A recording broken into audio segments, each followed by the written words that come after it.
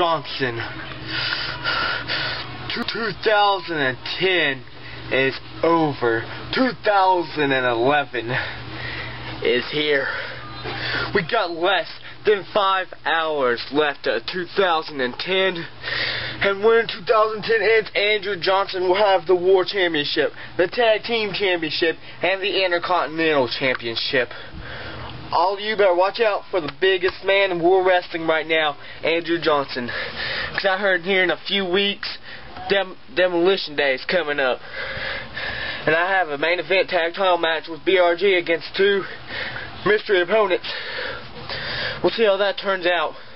But for now, I hope you all my fans, hope you have a good New Year. Andrew Johnson, out.